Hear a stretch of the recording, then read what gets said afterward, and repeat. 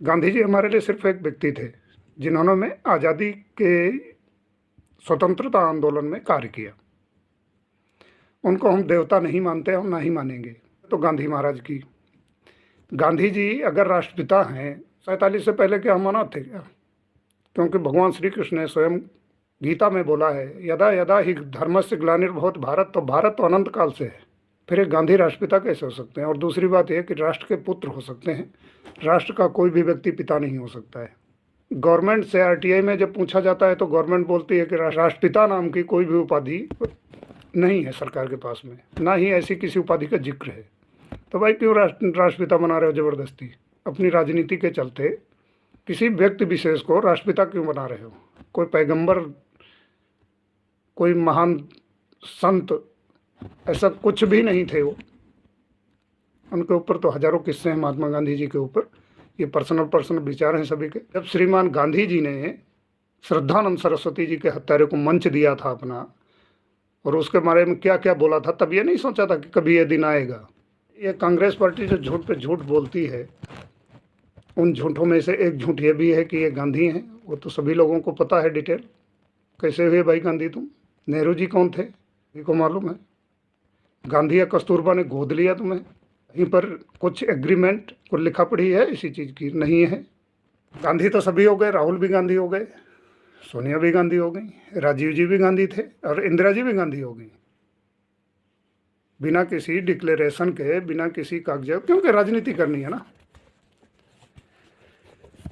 गांधी जी का नाम आया, कांग्रेस का नाम आया, तो बात करते हैं दंगे कितने हुए देश में। दंगों की बात करते हैं, दंगों की चर्चा करेंगे। भारत में होने वाले, किसने बीज बोया? अंग्रेजों ने बीज बोया। भारत में दंगों की शुरुआत का बीज अंग्रेजों ने बोया। 1857 की क्रांति के बाद में हिंदू ने बीज बोया, लेकिन बाद में उसको नर्चर किया पूरी तरह कांग्रेस ने। और कांग्रेस के अंदर जो भी व्यक्ति सत्तासीन हुए, खुद को गांधी बोलकर, इतना बड़ा झूठ बोलकर कि हम तो गांधी हैं, उन लोगों ने नर्चर किया इसको हमेशा। पर एक बात नोट करने वाली है कि जिन्ना और नेहरू दोनों व्यक्तियों को इस बारे में पता था, अंग्रेजों की इस चाल का पता था। अंग्रेजों की चाल तो ये थी कि यहाँ पे राज करना है, लेकिन इन लोगों की क्या चाल थी? जो दोनों लोग भारतीय थे, ये लोग दोनों लोग अपने स्वार्थवश जानते हुए भी आम जनता को इन्होंने क्यों नहीं जागरूक किया इस बारे में? अगर इनकी मंशा ठीक थी, दोनों स्वार्थवश अंधे हो रखे थे, इन्होंने जनता को कुछ भी बताया नहीं, जागरूक किया नहीं। अरे तुम लोग भाई आंदोलन कर रहे थे, आसानी से जनता को जागरूक कर सकते थे। तो जलियांवाला बाग हत्याकांड 1919 के बाद में ब्रिटिश सरकार ने बाकायदा योजनाबद्ध तरीके से सांप्रदायिक दंगे करवाए और उनका प्रोपोगंडा किया, लोगों के बीच में वैमनस्यता पैदा की, हिंदुओं को भी बहुत बारीक तरह से तोड़ने की कोशिश की।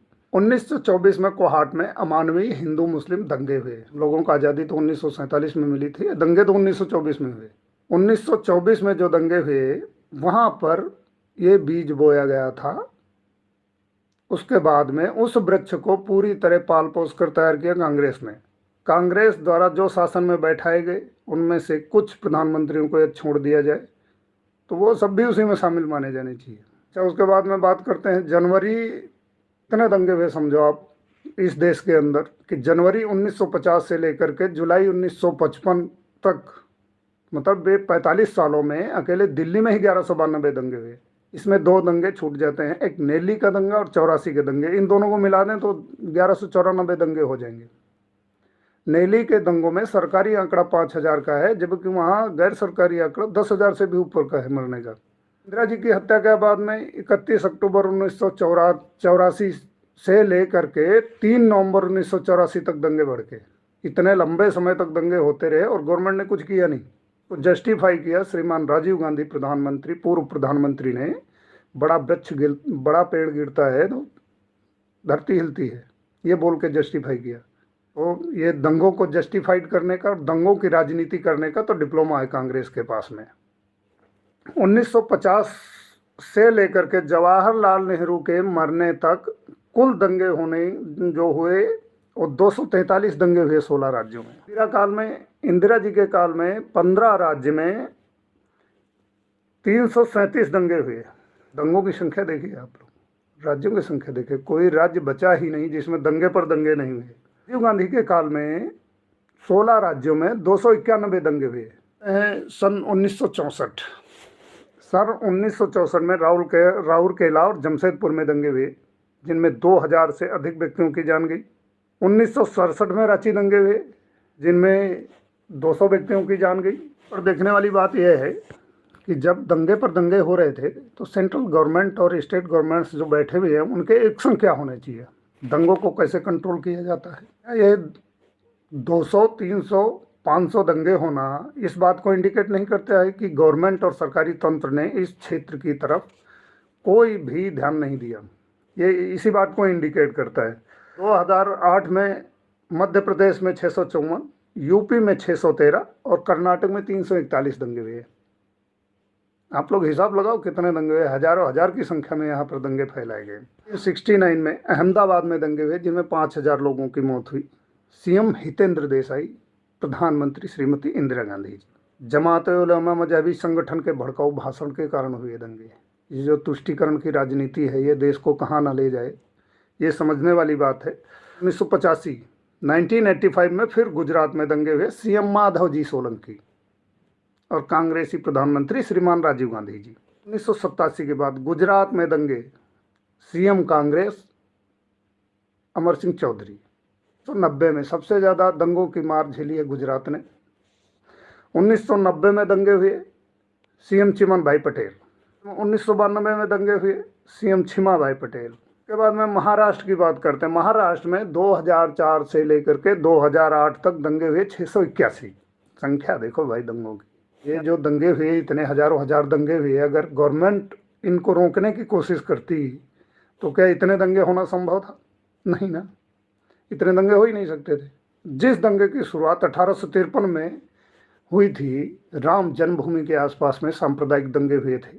53 के बाद में 1992 में विश्व हिंदू परिषद, शिवसेना और बीजेपी कार्यकर्ता और कार्यसेवकों ने मिलकर के बाबरी मस्जिद का विध्वंस कर दिया, जिसके दंगे हुए देश में 2000 से भी ज़्यादा लोग मारे गए।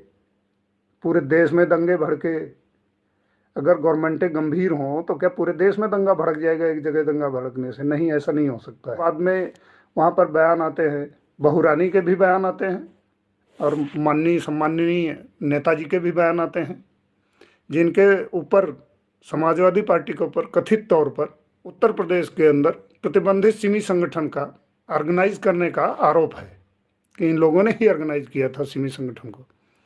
और यह बात तो अक्षर से सत्य है कि जब भी कहीं भी कोई भी उग्रवादी संगठन बनता है तो उसके अंदर जब वहाँ की सीटेड गवर्नमेंट सम्मिलित होती है तभी बन सकता है, नहीं तो कोई भी उग्रवादी संगठन नहीं बन सकता है।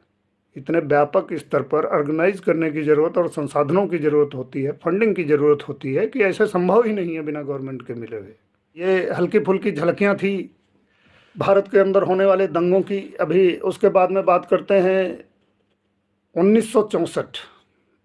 1964 में राउरकेला और जमशेदपुर में दंगे हुए, 2000 लोगों की जान गई। उसके बाद में 1967 में रांची में दंगे हुए, जिसमें 200 लोग मारे गए। बाद में बात करते हैं 2008 की। 2008 में मध्य प्रदेश में 654 दंगे हुए, यूपी में 613 दंगे हुए, कर्नाटक में 341 दंगे हुए। पर मार्क करने वाली एक बात है कि 1950 से लेकर के जवाहरलाल नेहरू जी के कार्यकाल में, मतलब जवाहरलाल नेहरू जी की जब तक डेथ नहीं हुई तब तक ही 16 राज्य में 243 दंगे हुए। इंदिरा जी के काल में 15 राज्य में 337 दंगे हुए।